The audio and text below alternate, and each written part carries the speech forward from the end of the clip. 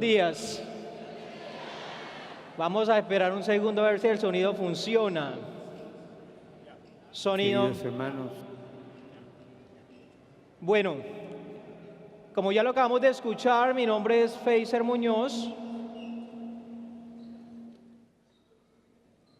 Feiser Muñoz, un nombre no común. Algunas semanas atrás me encontré con el padre Pedro Poloche, que muchos de ustedes lo conocen, y el padre me dijo: padre, ¿y a usted quién le puso ese nombre? Y yo le dije: mi papá. Dijo: pues lo castigó, padre, porque le puso un nombre de farmacia.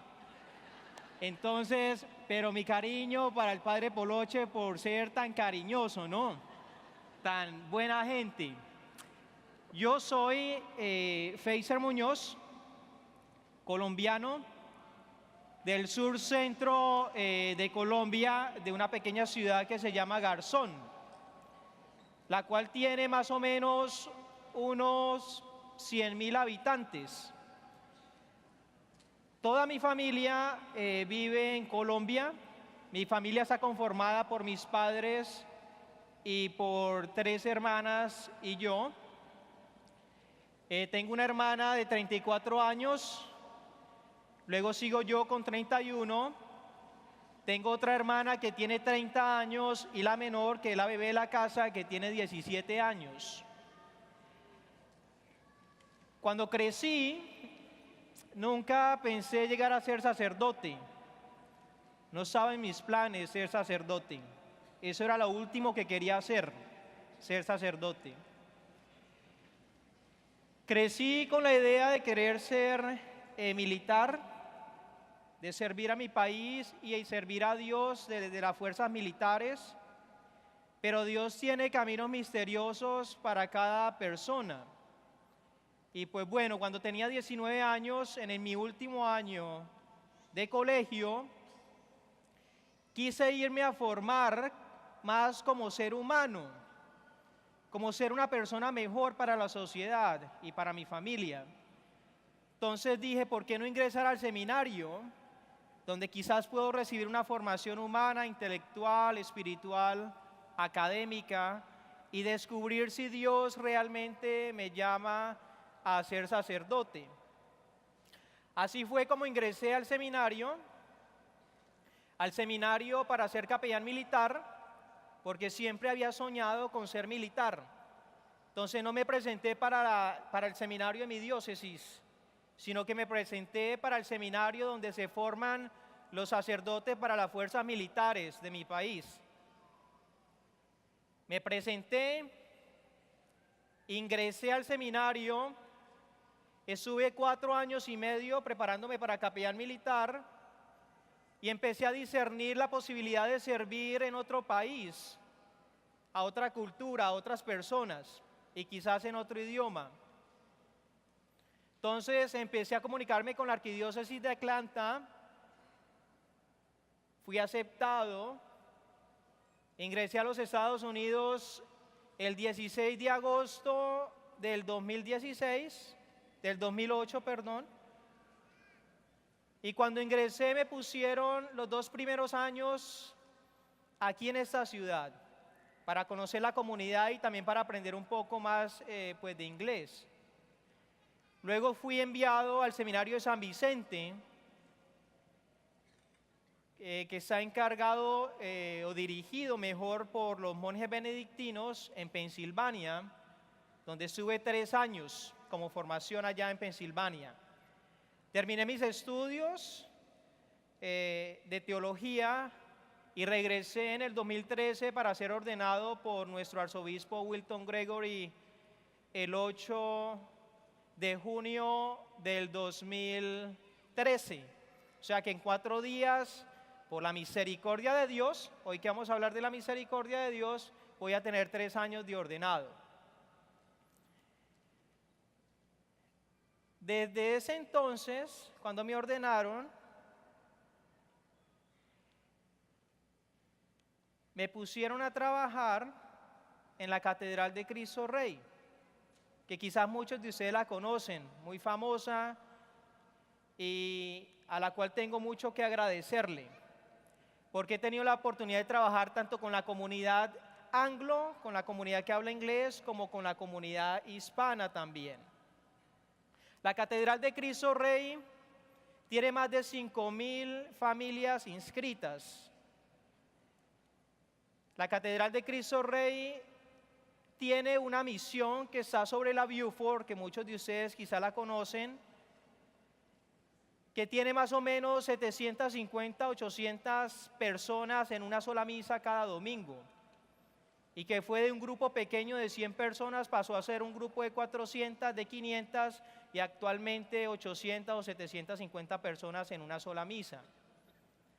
Yo quiero agradecer de forma muy especial a las personas que han venido de mi parroquia, a los de la Catedral de Cristo Rey y a los de la Misión de Cristo Rey.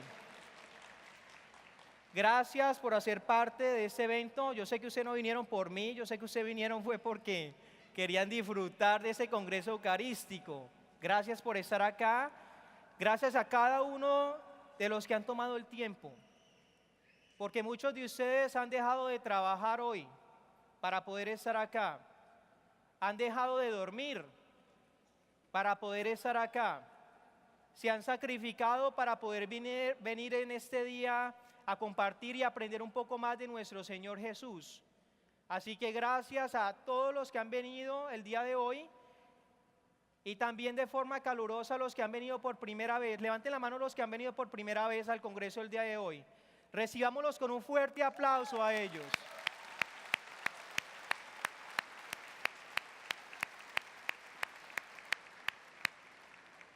Esperemos que esa no sea ni la primera ni la última vez que vengamos a ese Congreso Eucarístico.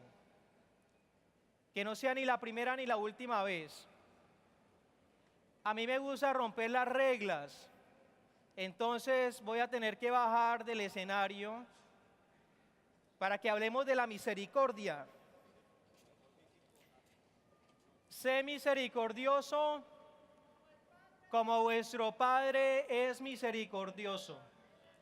Ese es el tema de ese Congreso Eucarístico. Sé misericordioso como vuestro Padre es misericordioso. Ese es un tema gigante. Ese es un tema gigantísimo, grandísimo. Difícil de hablar de un Dios que es misericordioso. Pero para poder hablar de un Dios que es misericordioso hay que conocer un poco del Padre.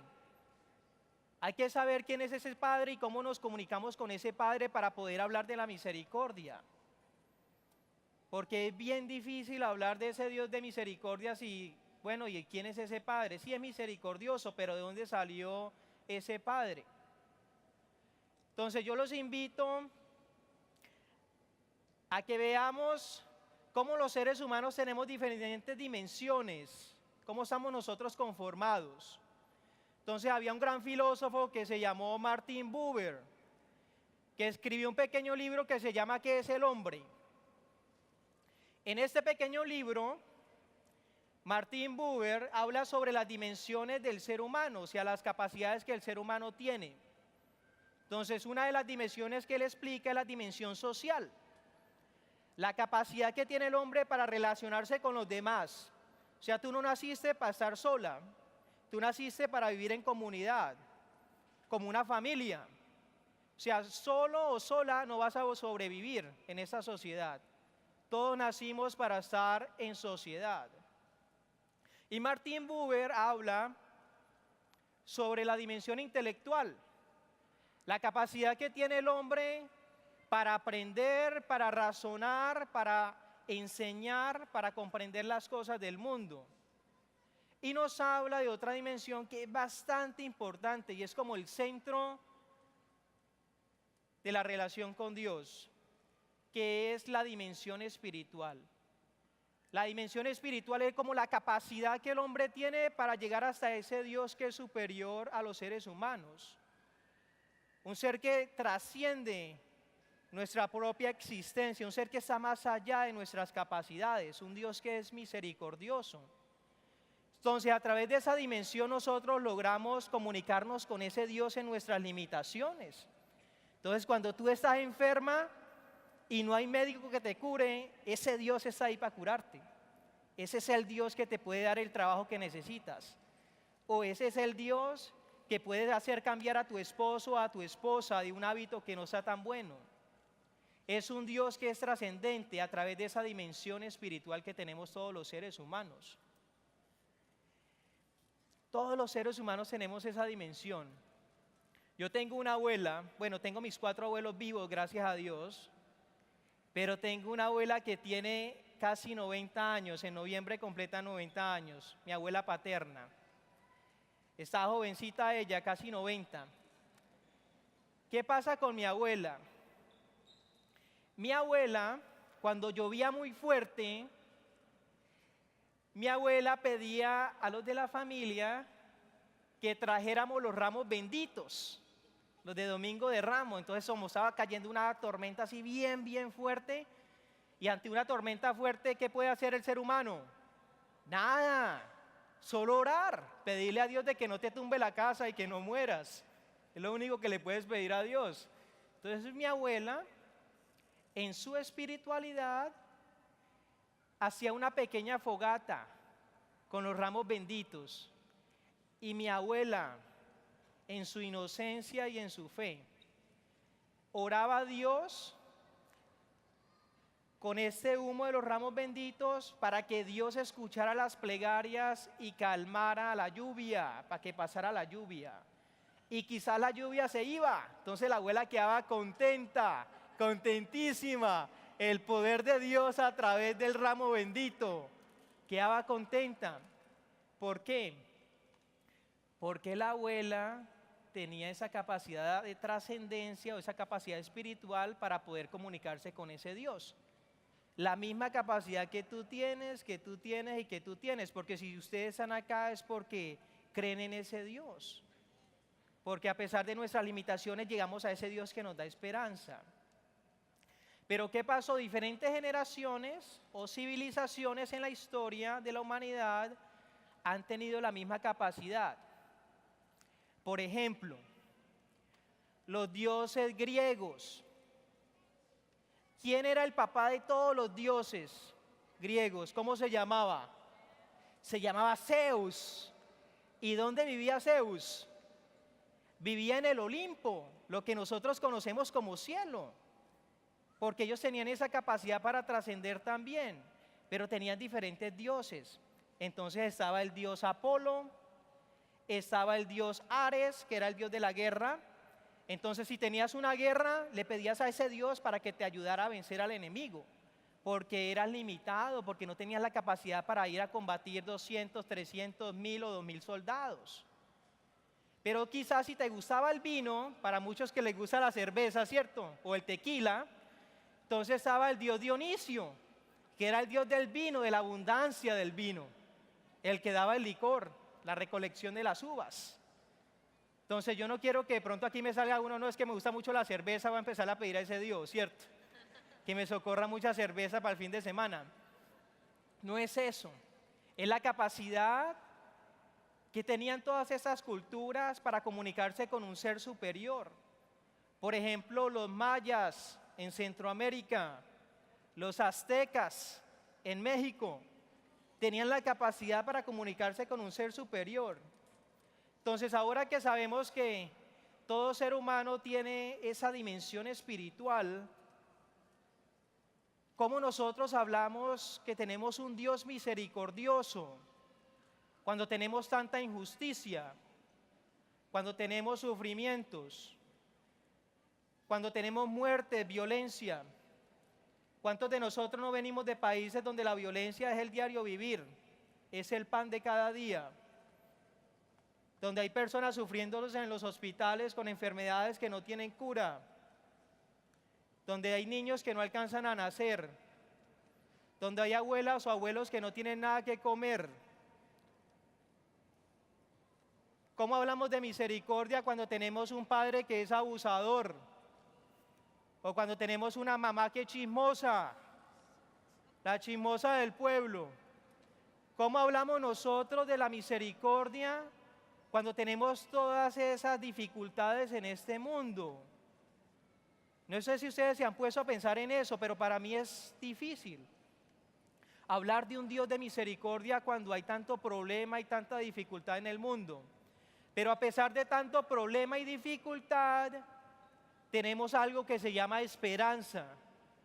Y la esperanza es lo que nos permite a nosotros trabajar para que un mundo sea mejor. Para que ese que no tiene nada que comer tenga que comer. Para aprender a amar a mi papá y a mi mamá con sus defectos y con sus errores. Es la esperanza la que nos permite vivir. Sé misericordioso como vuestro Padre es misericordioso. Ese es el tema de este Congreso Eucarístico. Qué difícil hablar de ese Dios que es misericordioso. Qué difícil es hablar de ese Dios que es misericordioso. Pero ¿qué nosotros podemos aprender hoy? Que antes de hablar de ese Dios que es misericordioso, tenemos que saber qué es la misericordia. Porque muchas veces hablamos de la misericordia y pensamos que misericordia es pelar rodilla en la iglesia las 24 horas al día. O pensamos que la misericordia es pasar por la puerta de la misericordia cuantas veces pueda y confesarme todos los días. Eso no es la misericordia. Tenemos que tener en cuenta qué es la misericordia. Si decimos que tenemos un Padre y trascendemos a ese Padre y que ese Padre es misericordioso, ¿qué es la misericordia? Entonces resulta que tenemos un cardenal alemán que su nombre es Casper, es un teólogo bastante importante. En el 2012 él escribió un libro que se llama precisamente Misericordia. Está en inglés, no sé si está en español el libro, pero el libro se llama Mercy, que significa en otras palabras misericordia. Y en este libro el cardenal trata de dar una explicación filosófica, bíblica y teológica moderna. Pero ¿qué es toda esa vaina, padre, cierto? Ese padre como habla de bonito, ¿cierto? ¿Qué es esa vaina? Bueno, pues resulta que para sintetizar esto, la misericordia significa tener un corazón para o tener un corazón por. Eso es la misericordia. Tener un corazón para y tener un corazón por. Tener un corazón para el pobre y tener un corazón por el pobre. Pero ¿quién es el pobre? Le pregunté yo a mi congregación de 5:30 p.m. hace 2 semanas en las bienaventuranzas. Dice, dichosos los pobres, porque de ellos será ¿qué? El reino de los cielos. Dichosos los misericordiosos, porque ellos recibirán ¿qué? Misericordia. Pero ¿quién es el pobre? Les preguntaba yo, ¿quién es el pobre? ¿El rico, el que tiene dinero o el que no tiene dinero? Y me decía alguien, el rico, ¿por qué? ¿Quién dijo rico acá? ¿Por qué el rico? ¿Porque tiene dinero? Que porque no le hace falta y no tiene ninguna necesidad. Pues no, no es así. Y el pobre no es pobre simplemente porque no tenga nada que comer, porque hay pobres ricos. Y hay ricos ricos en todo el sentido de la palabra. Muy buenas personas, generosos. Es más, muchas veces mejores seres humanos que nosotros los mismos pobres. Entonces, ¿quién es el pobre? El pobre es el que siente la necesidad de Dios. Ese es el pobre que está hambriento de Dios. El pobre no es el que tiene tanto dinero. El pobre no es el que no tiene nada que comer precisamente, que sí es pobre, si no tiene nada que comer también. Pero si vamos más allá de lo que quiere decir nuestro Señor Jesús, la pobreza es de aquel que lo necesita a Él. O sea, tú eres pobre en la medida que necesitas de ese Dios. Y por eso ese Dios muestra su misericordia. La misericordia otra vez, ¿qué es? Tener un corazón ¿qué? Para Él o tener un corazón con el pobre. Eso es la misericordia. Entonces, si nosotros empezamos a ver la definición de misericordia, encontramos que en la Sagrada Escritura tenemos el fundamento. En un pequeño libro que llamamos Biblia, ahí está la definición de misericordia y conocemos ese Dios que es misericordioso. El Dios que sacó a ese pueblo esclavo, que estaba en la esclavitud, que lo sacó de Egipto, que lo liberó. El Dios que llamó a Moisés a que sacara ese pueblo, y Moisés dice, pero ¿cómo yo? Yo tartamudo, yo no sé comunicarme con las personas, yo no sé qué voy a decirle al rey. Tú, ese es el Dios misericordioso, el que escoge la persona más humilde y lo hace grande, como hizo a Moisés. Ese es el Dios misericordioso del que nosotros venimos a hablar hoy en día. Sé misericordioso como vuestro Padre es misericordioso. Alguna vez se encontraron dos hombres canosos en el aeropuerto internacional de Tokio. Se saludaron de una forma muy calurosa, muy respetuosa, con mucho amor, con mucho cariño. Y la última vez que se habían visto había sido 40 años atrás.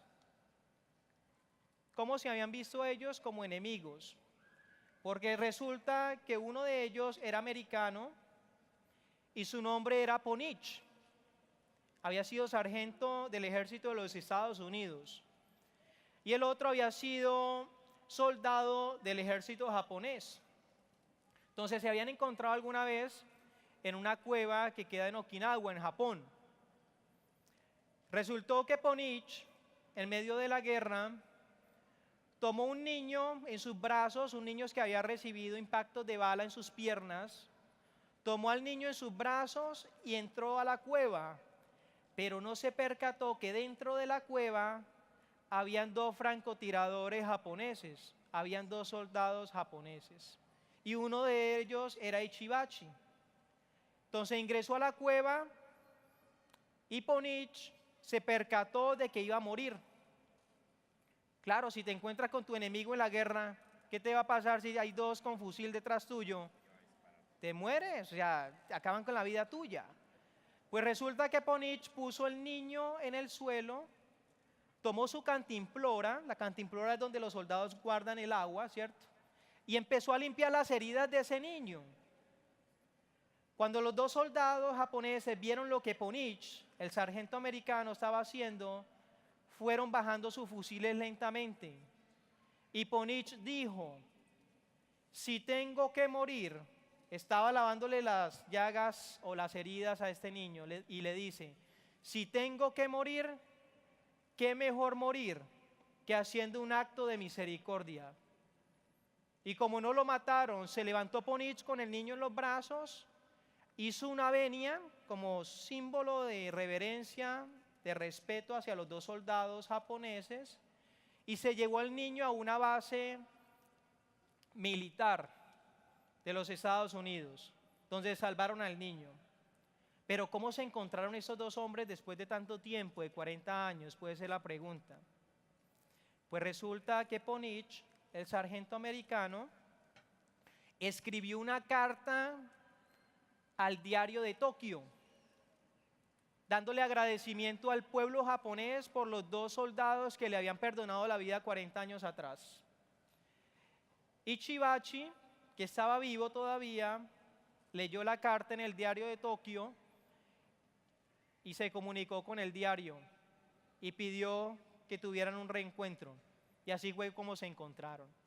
Sé misericordioso como vuestro Padre es misericordioso.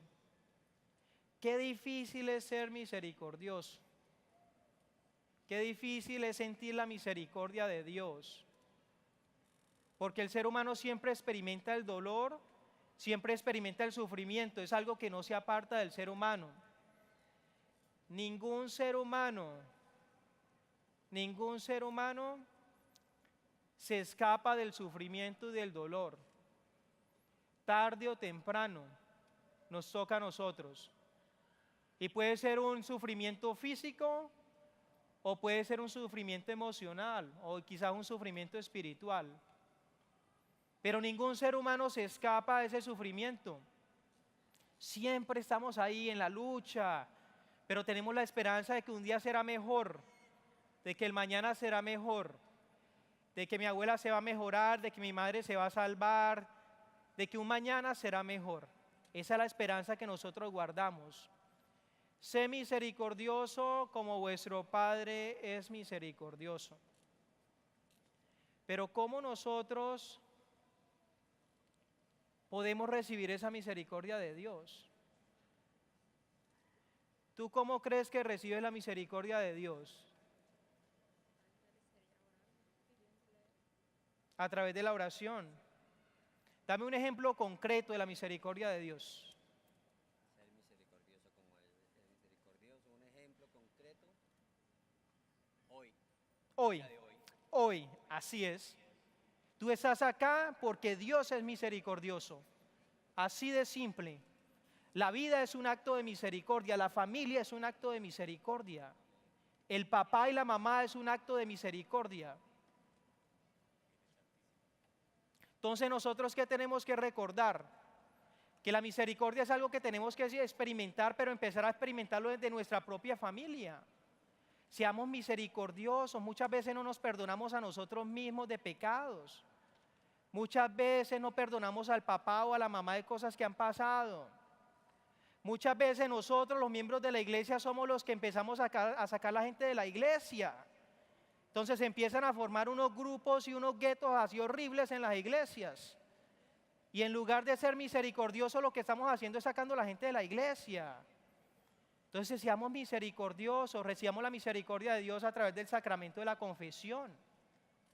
¿Cuánto nos llevamos 20 años sin confesarnos, 30, 50 años sin confesarnos? Y no nos recibimos la misericordia de Dios porque no tomamos el paso para hacerlo. Entonces alguna vez tenía una señora que estaba haciendo fila, y con eso ya termino hablando de la misericordia de Dios. Estaba haciendo fila la señora y pasó la antepenúltima y se fue la señora a la última. Cuando la señora ya estaba en el fondo y empezó la señora a irse. Y entonces dije, ¿dónde está la señora que estaba aquí? Dice, padre, ya se fue la señora, está por allá. Le dije, venga, venga, venga para acá que Dios la está llamando. Entonces llamó a la señora que lleva como una cuadra afuera. Le dije, venga que Jesús la necesita. ¿Hace cuánto no te confiesas? Dice la señora, 50 años, padre. De qué bello. Esa es la oportunidad para recibir la misericordia de Dios. Así que en ese momento que traemos nuestro santísimo sacramento, vamos a reconocer que Él es misericordia, lo vamos a recibir con mucho respeto y con mucho amor, y que sea ese mismo Dios que nos enseña a ser misericordiosos como Él mismo es misericordioso. Amén.